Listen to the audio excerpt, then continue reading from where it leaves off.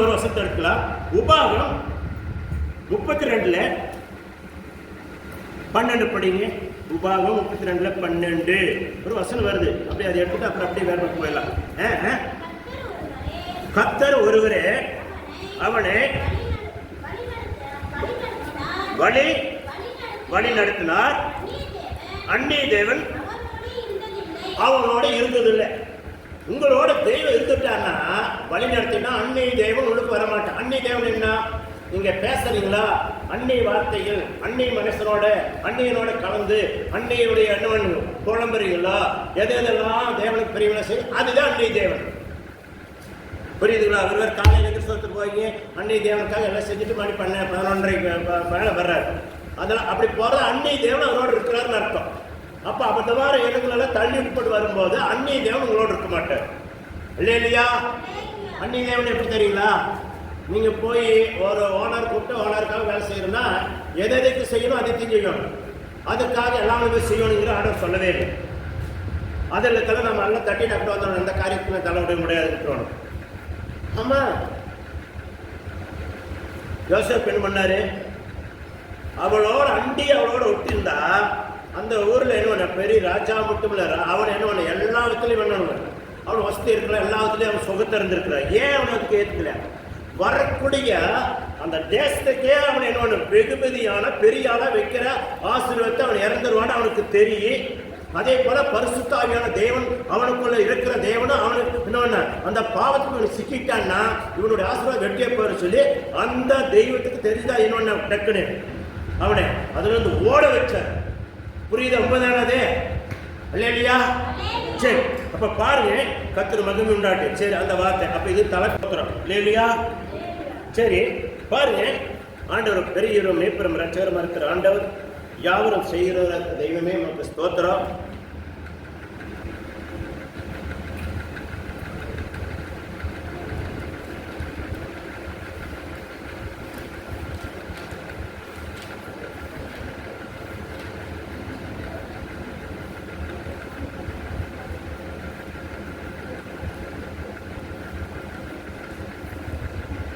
சரி, பாருங்க, இப்ப எதையும் படிச்சோம்.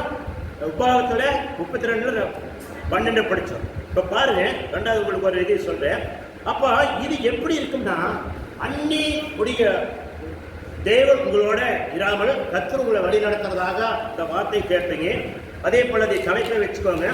பாருங்க, அப்போஸ்தலர் நடவடிக்கையில 9:3 படிங்க.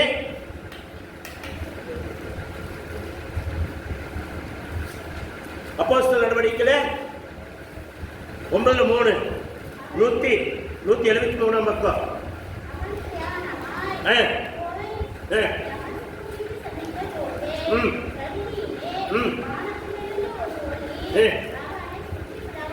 அவனை சுத்தி பிரகாசம். நீங்க முதல்ல என்ன எங்க போறீங்களோ அங்க போகும்போது தெய்வத்துடைய ஒளி என்னோட எனக்கு முன்னே பின்னே வருதுன்னு நினைச்சிட்டு போனீங்கன்னா அந்த ஒளி உங்களுக்கு என்ன பண்ணுங்க, எந்த வீட்டுல இருக்காருங்க அந்த வீட்டுல உங்களோட சுத்தி வேணும் ஒளி பிரகாசி. இதோமே அந்த எண்ணத்தோட போகணும். இன்னைக்கு தேவனுடைய வேலைக்கு போறேன், தேவ ஒளி என்னை சுத்தி கொண்டு இருக்கு, நான் போய் இந்த வீட்டில் ஜெபிக்கும் போது அந்த வீட்டில் ஒரு அற்புதம் நடக்கு, அங்க இருக்கிற இருளெல்லாம் ஓடு, அந்த வீட்டில் ஒரு சமாதானம் உண்டாகு, இது நிச்சயம் அப்படிங்கிற எண்ணம் உங்களுக்கு என்ன பண்ணணும், வரணும். அப்ப அங்க போய் பாடும் போது என்ன நான் தான் தெரியுவேன், நீ தான் தெரியுவேன், அந்த எண்ணங்களே வந்துடக்கூடாது. எல்லாருக்கும் ஒரு பாட்டு பாடி எல்லாம் செய்த ஒரு மனசோட நியூ ஒரு காரியத்துக்காக அந்த வீட்டுக்காக ஜெபம்னு ஆளுக்கு அவனை சொல்லி ஜெபிக்கணும். அதுதான் முக்கியம். அதுக்கு தான் உங்களை போக சொல்லணும். இந்த வார்த்தையோடு நான் ஐடியா பண்ணிட்டு இருக்கேன். யார் வீட்டுக்கு வந்தாலும் கரெக்டாக பண்ண நிகழ்த்து நானும் மைக்கில் வந்துடுவேன். மேலே மைக்கிலேயே வந்து போயிடலாம்ல. சரி, இந்த பண்ண நிகழ்த்து நான் வந்துடுவேன். 3/4 மணி நேரம் என்ன ஆகு சூரிய இல்லையா? அப்புறம் என்ன ஆகும் அங்கே நான் என்ன பண்ணுவேன், கரெக்ட் எத்தனை மணிக்கு வந்துடுவேன், 12:12க்கு வந்துடுவேன். நான் வந்து ஒரு 1/2 மணி நேரம் செய்தி கொடுத்து அந்த ஜாம் பண்ணி முடிச்சிடுவேன். அப்புறம் அவங்க என்ன கொடுக்குறாங்களோ அதை நீங்கள் சாப்பிட்றதோ பிடிக்கிறதோ அவங்க வேலை இல்லையா? ஆமாம், ஏன்னா நான் வராது, நம்ம களத்தில் இறங்காத விட்டால் நீங்கள் என்ன பண்ணுவீங்க, இது அதே இது சொல்லிகிட்டே இருக்குங்க. அதான் நான் இறங்க வேண்டிய சூழ்நிலை வருகிறேன். கர்த்தர் ஆசீர்வதிப்பாருங்களேன். சரி, அப்போ ஒளி உங்களை சுற்றியுமே பிரவாசம் அடைஞ்சிட்டே இருக்கும். ஆமே அல்லேலூயா. கர்த்தருக்கு மகிமை. சரி, அது அப்படியே இருக்கு. இங்க பாருங்க, இன்னொரு வசனத்தை நான் படிக்கிறப்போ இந்த சொல்றேன். நியாயாதிபதிகள் 6:17 படி.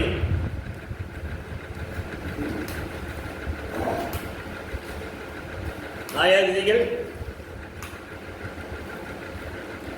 6:17 பக்கம் 309 பக்கம்.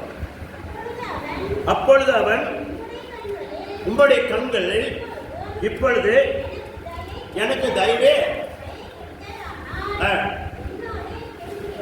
என்னோட பேசுகிறவர்கள் தேவரீர் தான் என்று ஒரு அடையாளத்தை காட்டு சொல்லி அவங்க என்ன பண்றாப்ல, யாரு? கிதியோன், பராக்கிரமசாலி.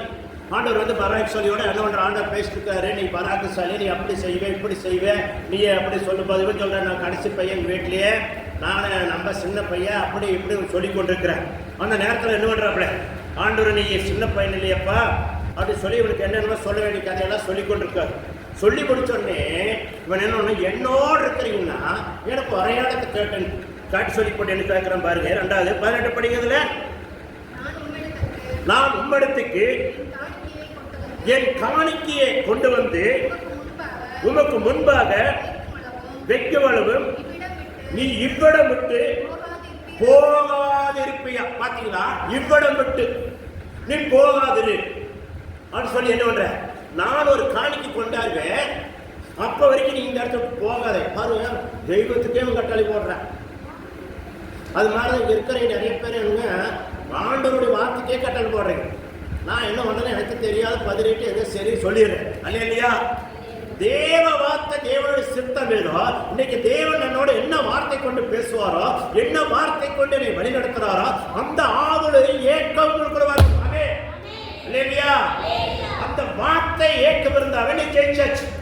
தேவன் உங்களோட கண்டிஷன் இருக்கிறாருங்கிறது ஒரு அடையாளத்தை வச்சு சொன்னீங்கன்னா அது கேட்கலாம். அன்றே இன்னைக்கு இந்த வார்த்தையெல்லாம் பேசும்போதெல்லாம் என் இருதயத்தோடு இந்த வார்த்தை என்னை தொடங்கி வரணும், நீர் என்னோட இருக்கீங்க, இந்த வார்த்தையை மனுஷன் பதையோட மைண்டில் நிற்கணும், நான் வீட்டுக்கு போகும்போது நான் ஒரு சமாதானத்தோட சந்தோஷத்தோட போகணும், சத்துரு வேணும், குடியோடி போகணும், தேவ மகிமை இருக்கணும் அப்படி சொல்லி ஒரு அடையாளத்தை நீங்க கேட்டேன்னு போலாம். கர்த்தருக்கு மகிமை. சரி, அதுல 19 படிங்க. உடனே கிதியோன் உள்ளே போய் ஒரு வெள்ளாடு குட்டியும் ஒரு மரக்காடு வெள்ளை மாவியுமே புளிப்பில்லாத அப்பத்தையுமே ஆயத்தப்படுத்தி இறைச்சேர் கூடையில் வைத்து, வானத்தை என்ன பண்ணாங்க, அதுக்கு பானத்தை வைத்து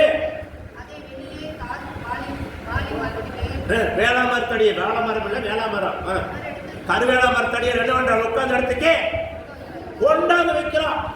பாருங்க, அது வரைக்கும் ஒரு தேவம் பாருங்க, தெய்வம் பாருங்க, பொறுமை காத்திருக்கிறான். என் பிள்ளையானவர்கள் இதெல்லாம் செய்யணும், வேணும், இவனை கொண்டு இன்னைக்கு ஆசீர்வதிக்கணும், இவனை கொண்டு இந்த ஊரை காப்பாற்றணும், பட்சத்துல இருந்து எல்லாம் வேணும், இவன் தான் பராக்கிரமசாலி அப்படின்னு அவனை தெரிஞ்சு கொள்றாரு ஆண்டவர். இல்லையா? அது போனது தெரிஞ்சு கொண்டிருக்காரு ஆண்டவர். இன்னைக்கு அதை புரிஞ்சுக்க மாட்டேங்க. ஒரு வீட்டுக்கு ஜபத்தை போல காரணம் சொல்லாதீங்க. காரணம் சொல்ற மரங்க, உங்களுக்குள்ள ஒரு பெரிய ஒளி இருக்குன்னு நினைங்க. அந்த ஒளி உங்களை சுத்திகரிக்கணும்னு நினைங்க. அந்த ஒளி நேரம் நீங்க ஜெயிப்பீங்கன்னு நினைங்க. பாருங்க, கொண்டாந்து வச்சோடனே அப்புறம் என்ன பண்றோம்ல, எத்தனை மணி நேரம் நினைச்சு பாருங்க. ஒரு ஆட்டுக்குடி பிடிச்சிட்டு வரணும், அந்த ஆட்டுக்குடி கொண்டு அடிக்கணும், அது தோல் உரிக்கணும், அது தனித்தனியை போடுறது எல்லாம் அசிங்கத்தெல்லாம் அண்ணணும், அப்புறம் படுத்தோணும், அது கழுவணும், அது சுத்திகரிக்கணும், அது சமைக்கணும், அதெல்லாம் பண்ணி என்னணும், அப்பன் சுடணும், எல்லாம் சுத்திகரிச்சு என்ன பண்றாப்ல கொண்டுட்டு வர வரைக்கும் யாரு கத்தர் என்ன காத்திருக்கிறாரு பாருங்க. அதே மாதிரி ஒரு வீட்டுக்கு சலத்துக்கு போனீங்கன்னா 10 மணிக்குன்னு சொல்லிட்டோம்னா அந்த 10 மணிலிருந்து 1 மணி வரைக்கும் கடவுள் காத்திருப்பாருங்களுக்காக. என் பிள்ளை என்ன சொல்லி ஜெபிப்பாங்க, என்ன சொல்லுவாங்க, என்ன பண்ணுவாங்க, அந்த வீட்டுக்காக என்னென்ன வார்த்தைகளை சொல்லி ஜெபிக்கிறாங்களோ அதெல்லாம் நான் அங்கீகரித்து, அதை ஆசீர்வதித்து, அதை பச்சித்து, அதுக்குள்ள வரங்களை கொடுத்து, அங்கே என்னென்ன இருக்குதோ அதெல்லாம் நான் பச்சித்து காணாத பண்ணி இன்னொன்று அதையெல்லாம் மறைய செய்து தேவன் தாமே அந்த வீட்டுக்குள்ள தேவையை சந்தித்து அந்த வீட்டில் திருமணம் நடக்கணுமா, ஒரு நல்ல வீடு கட்ட வேண்டியது இருக்குதா, பிள்ளைகள் படிப்பு இருக்குதா, என்ன பத்தாத குறை இருக்குதா, தொழில கஷ்டப்படுறீங்களா, போற கொடுத்த பணம் திரும்பி வரலையா, அது எல்லாம் என்ன ஒரு ஆண்டவர் ஜெபிக்கும் போது நீங்க வாஞ்ச தாவ தேவசமத்தில் உட்கார வர சொல்லி போட்டு என்ன பண்ணக்கூடாது, சாப்பாட்டு பையா சட்டிமணி பார்த்துட்டு உட்கார்ந்து கூடாது. அந்த ஊழியக்காரங்க அன்னைக்கு வர்றாங்கன்னா நீங்க என்ன செய்யணும்னா 10 மணிக்குள்ள எல்லாம் வேலையை முடிக்கணும் இல்லையா? ஒரு வேலைக்கு போற எத்தனை மணி நேரத்தில் முடிக்கிறது? 8 மணிக்கு வேலையில வெளியேறக்கூட எல்லாம் வண்டி போட்டு வேலைக்கு 8 மணிக்கு ஓடுறீங்களா இல்லையா? கேட்ட சாத்திரம் நீ சம்பளம் மாதிரி ஓடி. அப்ப சம்பளத்துக்கு அவ்வளவு வைராக்கியம்னா அந்த வைராக்கியமா சம்பளம் ஒரு கைகள் சோத்த கொடுத்து தெய்வத்துக்கு எப்படி இருக்கணும்? ஆமே எப்படி இருக்கும்? நீங்களும் அப்படி இருக்கும் இல்லையா? ஆமே அப்ப எப்படி இருக்கும் நினைச்சு பார்க்கணும். இத்தனை மணிக்கு ட்ரெயின், அந்த ட்ரெயினுக்கு இத்தனை மணிக்குள்ள போனீங்கன்னா அந்த ட்ரெயின் போயிடும். அதுக்கு முன்னே போய் டிக்கெட் எடுக்கணும், எல்லாம் படி அந்த ரயில்வே நிற்கணும். நின்று வருவோம். ஒவ்வொரு நாள் ட்ரெயின் வரும் பாருங்க, 1/2 மணி நேரம் லேட் ஆகி 20 நிமிஷம் லேட் ஆகி ஒவ்வொரு நாளுக்கு அந்த டைத்துக்கு ஒவ்வொரு நாளைக்கு 1 மணி நேரத்துக்கு மேலேயாகி வரும். காத்திருக்க வேண்டியது. அதுக்கெல்லாம் காத்திருக்க டைம் கிடைக்கும். ஆனால் தேவ சமுத்திரம் மட்டும் போய் உட்கார ஐயோ எத்தனை வர சொல்லுவாங்க, எத்தனை நாள் சொன்னது தெரியுமா? தேவாலயத்துக்கு வந்தால் ஊடுன்னு ஓடுறாங்க இருக்குது. வீட்டில் என்னத்தையே போட்டு வச்சிருக்கீங்க. தேவாலய முக்கியமாக நீங்கள் ஜம் அடிப்பாரு. தேவ சமுத்திரம் காத்திருந்து பாருங்க, பொறுமையோட காத்திருந்து பாருங்க. தேவனே வந்து அவ்வளோ நேரம் காத்திருந்து அவர் ஒருத்தர் சமைச்சு என்னென்ன பண்ணணுமோ அத்தனை ஒரு ஆட்டுக்குட்டி போய் தேடி அவனுடைய என்ன பட்டியல் போய் எங்கேயும் மேய்தாரி பார்த்து குடிச்சிட்டு வந்து பகல் வேலையில் என்ன பண்ணுறாங்க, அந்த மரத்தடியை நெகிழ்ந்து உட்காந்துருக்கிற தேவனுக்கு என்ன பண்றான்? அவன் போய் ஆட்டுக்குட்டி மேக எடுத்து போய் பிடிச்சிட்டு வருவானே, தேடி பிடிச்சிட்டு வருவானே. ஒரு கோழியோ ஒரு என்னோட பிடிச்சிட்டு வரணும் எவ்வளோ நேரம் ஆகுது? கோழி துரத்து பிடிக்க ஒரு ஆட்டுக்குட்டி போய் துரத்து பிடிக்கணும்னா எவ்வளோ நேரம் ஆகுது நினச்சி பாருங்க. அதை கொண்டாந்து அடித்து உடைத்து உரிச்சு அது என்னென்ன பண்ண வேண்டிய பண்ணி அவன் சமைச்சு கொண்டாரு எவ்வளோ நேரம் ஆயிருக்கு சிந்திச்சு பாருங்க. அது வரைக்கும் காத்திருக்கிறார். அதே மாதிரிதான் நீங்க 10 மணினா 10 மணிக்கு தெய்வம் வந்து காத்திருப்பாரு. என் பிள்ளைகள் எனக்கு எதுக்காக வர்றாங்க, எதுக்காக செவிக்கிறாங்கன்னு. அதே மாதிரி நீங்க வந்தா வாய் பேசுறது நிறுத்திடும். நீங்க வரணும் செவிக்கோடு மீது நேரத்துக்கு அதுக்குள்ள நேரத்தை எடுங்க, வாங்க பேசலாம், ஒளிகரட்டு ஆலோசனை கேள்வி பேசலாம். அதுவும் வந்தாலும் தேவாலயத்துல செவிக்கணும், உங்களோட பட்டாசு வெடிக்கணும், ஜபத்துல பட்டாசு வெடிக்கணும். ஆமே உங்கள் இருதயம் அப்படியே இன்னொன்று அப்படியே ஊத்தப்படணும், உங்க கண்ணீர் வரணும். இருதயத்தை ஊற்றி கண்ணீரோடு ஜபம் பண்ணிப்பாருங்க. இன்னைக்கு நாட்டு மக்கள் வரணும்னு நான் எதிர்பார்த்து கொண்டிருக்கேன் ஐயா அப்படின்னு சொல்லி எனக்கு ஒரு அடையாளம் தேவை. வீட்டிலேயே முடிவெடுத்து வரணும். வந்து பாருங்க யாரும் புல்லாகுது இல்லையா பாருங்க. அதெல்லாம் இல்லை, அசால்ட்டு. அம்மே அவனை என்னன்னு சொன்னாங்க. சரி வந்தனே அப்படி என்ன இருந்தது? 2வது பிரச்சனை படிச்சிட்டீங்க, 10வது படிச்சிட்டீங்களா? 20 படிங்க. அப்பொழுது தேவனுடைய தூதனானவன் அவனை நோக்கி உன்னுடைய இறைச்சையும் புளிப்பில்லாத அப்பங்களையும் எடுத்து இந்த கல்பாறை மேல வைத்து என்ன பண்றது? கைது பண்ணாத அதே மானத்தில் என்ன ஊத்தி விடு. அப்படியே செய்தான். சரி 21. அப்பொழுது கர்த்தருடைய தூதன் பாரு, கர்த்தருடைய தூதன் கையில் இருந்து கோலம் துணி தலைமை நீட்டி, தோளும் துணினா தலைமை நீட்டி இறைச்சையும் புளிப்பில்லாத அப்பங்களையும் அக்கினி அந்த கற்பாறையிலிருந்து புறப்பட்டு அதை பறிச்சிட்டது. ஆமே உங்களுக்கு அந்த ஏக்கம் வரணும். ஒரு ஊழியக்காரன் வந்தா அந்த தண்ணி கொடுக்கும் போது என்ன செய்யறாலும் காண்டவர் தான் வர்றாரு, அந்த எண்ணம் வரணும். அப்பதான் உங்களுடைய பச்சிக்கப்படு. அப்ப பட்சத்தில் உங்களுடைய காரியத்தை நிறைவேற்றிட்டு அவர் அப்படியே மறைஞ்சு வரதை தாங்க முடியும். ஊழியக்காரனுக்கு வந்துருவாரா, கொஞ்சம் எதனா பண்ணி தாட்டிடுவோமா? ஒரு 100 ரூபா 500 இருக்குதா, சில்லறை பண்ணி வைக்கலையா? தேடிட்டு இருக்கீங்கன்னா ஆண்டவர் தேடுவார். இன்னும் பெண்ணு கொடுக்கலான்னு தேடிக்க கொடுப்பாரு இல்லையா? நீ என்ன கொடுக்குறியோ அதுக்கு ஆண்டவர் பார்ப்பார். ஒரு தேவ மனசு வர்றான்னு கத்தர் வருவார். கத்தர் கண்டிஷனா அவனோட வந்து சாப்பிடுவார் இல்லையா? நிச்சயம் நீங்க நினைக்கிற மாதிரி இல்லை. ஆண்டவராக இயேசு கிறிஸ்து உயிரோடு இருக்கிற காலத்துல சாயங்காலம் ஆனா என்ன பண்ணுவாங்க, சீசனை விட்டு சாப்பாடு வாங்கி சொன்னா சாப்பாட்டு பெரிய வந்துட்டான்னு சொல்லி கேவலப்படுத்துவாங்க. இந்த கேவலமான ஆவிகள் சில குடும்பத்தில் என்ன பண்ணல, விசுவாசி வீட்லையும் இருக்குது. அந்த ஆவி இருக்கிறதுனால தான் குடும்பம் என்ன பண்ணுன்னா நையா நத்தனை எத்தனை கிடைச்சாலும் 10வது போறப்பாங்க இல்லையா? அதெல்லாம் மாறணும், கண்டிஷனா மாறும். ஒளிகாரி சாப்பிட்றானோ இல்லையோ நீங்க வாங்கிக்கோ. நாங்க சும்மா நாள் ஜம் பண்ணி கொடுத்தாலும் சரி, அந்த வாஞ்சியோட இருக்கிற பாருங்க, அதை திருப்பி நீங்களே சாப்பிட்டாலும் அது ஆசீர்வாதம் மாறி வாஞ்சி வரணும் உங்களுக்கு இல்லையா? ஆமா, இந்த சாக்கு போக்களை இன்னைக்கு கூப்பிட்டு போதல்ல, நாளைக்கு வாங்க நான் கூப்பிட்றேன் நீங்க கூப்பிட்றேன் அது சொல்லிட்டு இருந்தா நமக்கு நல்லது. நான் விட்டுருவேன், வீட்டு சந்திக்கிறேன் விட்டுருவேன். நான் பார்க்க வரைக்கும் மாட்டேன், அது செய்ய இப்போ அதனால எனக்கு நட்டமில்லை, உங்களுக்கு தான் நடப்பாங்க இல்லையா? வீடு சந்திக்கிறதுக்கு மாசமான கெத்தனை இந்த வாரம் வாங்க, கண்டிஷன் இங்கே வாங்க, நீங்கள் அழைப்பு கொடுக்கணும். நினைச்சாத்தான் நடக்கும். பாருங்க, என்ன சொல்கிறேன் பாரு, நான் உங்களை எனக்கு ஒரு அடையாளத்தை காணி. அப்போ அண்ணவன் அந்த தேவதூதன் என்னவன் அங்கேயே காத்திருக்கிறார் ஐயா. உங்களுக்காக ஒவ்வொருத்தரும் நீங்கள் ரட்சிப்படுறக்காக எத்தனை நாள் காத்திருந்திருப்பார் தெரியுமா? உங்களை கொண்டால் சேர்த்து ஞானஸ்தானம் எடுத்து வைக்கிறதுக்கு எத்தனை நாள் காத்திருப்பார் தெரியுமா? என்னமா ஞானஸ்தானம் விளையாட்டுமான எனக்கு ஞானஸ்தான் கண்டிஷனும் உங்களுக்கெல்லாம் தேவனுடைய ஞானஸ்தான் எடுத்துக்கணும். ஞானஸ்தான் எடுத்து தேவசமத்தில் இருந்து பாருங்க, தேவன் செய்கிற அற்புதத்தை நீங்கள் கண்ணாக பார்ப்பீங்க இல்லையா? இந்த வருஷத்தில் சில பேருக்கு ஞானஸ்தானம் கொடுக்கணும் நான் ரொம்ப ஆர்வத்தோடு இருக்கிறேன். சூர்யாவோட காலத்தை படித்துட்டு இருக்கிறது நல்லது கிடையாது. ஆமாம். அப்புறம் ஏசாக்கு மைக்கிள் அதெல்லாம் பசங்க யார் யார் ஞானஸ்தானம் எடுக்கிற ஆசைப்படுறீங்களோ அதெல்லாம் கூட என்ன ஞானஸ்தானம் எடுத்து திருவிழத்து வாங்கணும். ஆண்டவருடைய அப்பத்தை நீங்கள் சாப்பிடணும். அவருடைய ரத்தத்தையும் அவருடைய சரீரத்தை என்ன பண்ணணும், நீங்கள் சாப்பிட்டு என்ன பண்ணணும், புஸ்தி அடையணும். உங்களுக்குள்ள காங்கிற பொருளாத அசுத்த நாடுகளால் துரத்தப்படணும். ஆமே வாஞ்சதாக வேணும். கர்த்தருக்கு ஸ்தோத்திரம். பாருங்க, அப்ப என்ன நடந்தது? அவன் காத்திருந்தா அந்த காரியத்தை கடவுள் அந்த அடையாளத்தை காட்டிட்டு அப்ப என்ன பண்ணிட்டு மறைஞ்சு போயிட்டான் இருக்குது இல்லையா? பண்ணுவா கடவுளுக்கு மறைஞ்சு போயிட்டார் ஐயா. உங்களுக்கு என்ன வேணும் அதை கொடுக்குற அடையாளத்தை வச்சுட்டு போயிடுவார். நீ புரிஞ்சு கொள்ளுங்கிறக்கா, நீ எனக்கு வேடிக்கிறதுக்காக தான் அப்படி காத்திருக்க. பாருங்க, கத்திற்கு மகிழ்ந்து இதெல்லாம் நீங்க பார்க்கணும். பாருங்க, 2 பேர்ல 3 9 படிங்க. 2 பேர்ல 3 9 324 பக்கம் புதிய ஏற்பாடு. தாமதிக்கிறார் என்று நீங்கள் எண்ணுகிறபடி தமது கர்த்தர் கொடுத்த வாக்குத்தத்தத்தை குறித்து தாமதமாயிராமல் ஒருவர் கெட்டு போகாமல் எல்லாரும் மனம் திரும்ப வேண்டும் என்று விரும்பி நீதிய பொறுமையுள்ளவரா இருக்கிறார். உங்களுக்கெல்லாம் நீதி பொறுமையோட எதுக்குன்னா தாமதிக்கிறார். நீங்க தாமதம் வைக்க உங்களுக்கு கிடைக்கிற ஆசீர்வாத வாக்கு தத்தங்கள் கழிஞ்சிருக்காரு. அப்பாரு நாள் போயிட்டு அதனால ஞானஸ்தானத்தை சீக்கிரம் பட்டீங்கன்னா உங்களுக்கு கொடுத்த வாக்கு தத்தத்தை நீங்க சுதந்திரிச்சுக்கலாம். உங்களுக்கு கிடைக்க வேண்டிய காரியம் நிறைவேறலாம். உங்களுக்கு என்னென்ன சண்டை தலையும் கிடைக்கிறது எல்லாம் என்ன பண்ணு ஆட்டோமேட்டிக்கா இல்லையா?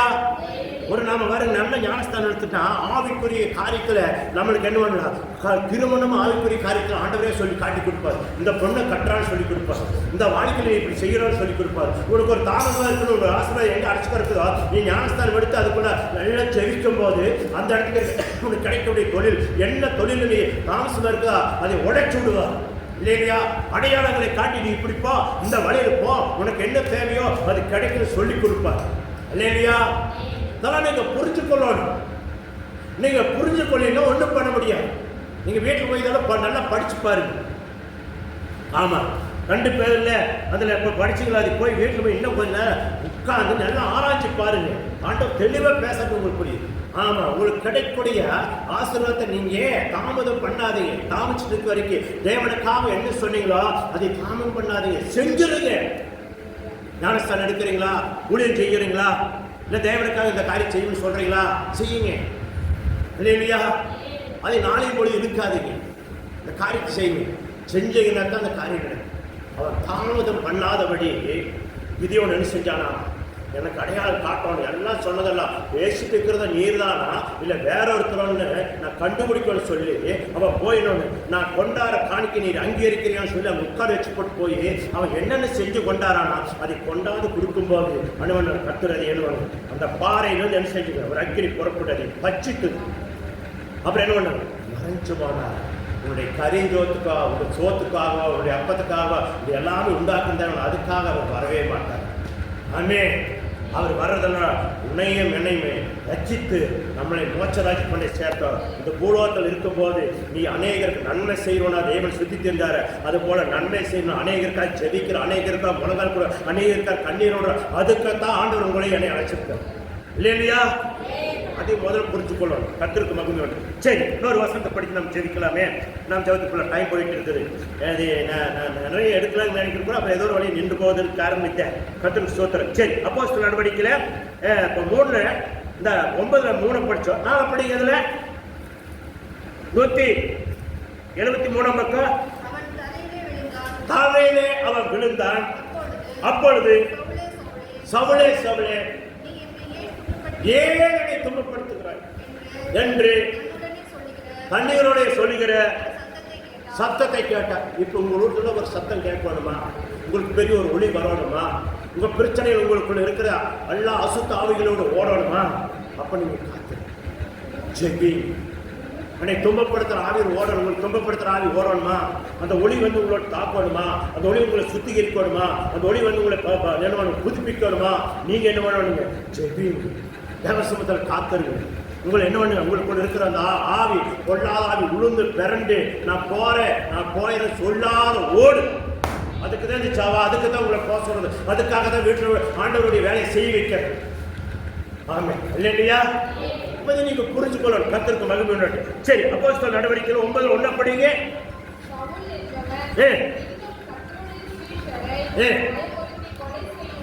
என்ன பண்றாங்க? பயப்படுத்தி கொலை செய்யும்படி பிரதான ஆசாரிகளே போய் பாத்தீங்களா, நல்ல கொலை செஞ்சுட்டு இருக்க. அப்படிப்பட்ட ஆவிகள் உங்களுக்குள்ள வீட்டுக்குள்ள பிரி செஞ்சு குடும்பத்தை சமாதானத்தை கெடுக்கிற அந்த ஆவிகளை துரத்துறதுக்காகத்த ஆண்டவர் பிள்ளைங்க அந்த 9:3 படிச்சு அந்த ஒளி வந்து உங்களுக்குள்ள உட்கார்றதுக்காகத்த இந்த குடும்ப சபை உங்களுக்காக வைக்கிறது, உங்க குடும்ப சபத்துக்கு வர வைக்கிறது, நாங்க வாங்க குறிப்பிட வைக்கிறது. அதே போல பொதுக்கிழமையான உங்க வீட்டுக்கெல்லாம் ஜாமான வைக்கிறது. எதுக்காக? நீங்க கூடி சேர்க்கிறது அந்த ஆவிகளை துரத்துறதுக்காகத்த. புரியுதுங்களா? உங்களை குடும்பத்தை கெடுக்கிறது, கொலை செய்ய வைக்கிறது, உங்களை குடும்பத்தை கெடுக்கிறது, உங்களை துன்பப்படுத்துற ஆவிகள் ஓட வைக்கிறதுக்காக, சொல்லாத ஓட வைக்கிறதுக்காக. புரியுதுங்களா? எதுக்காக ஜபம் தெரியுதா? அப்ப அந்த ஜபங்களை நீங்க பயன்படுத்தும் போது தெய்வம் உங்களை மென்மேல ஆசீர்வதிப்பாரா? ஆமே அல்லேலூயா. இதோட இந்த வார்த்தையை நான் சுருக்கமாக முடிச்சுக்கிறேன். கர்த்தர் உங்களை ஆசீர்வதிப்பாராக. ஆமே.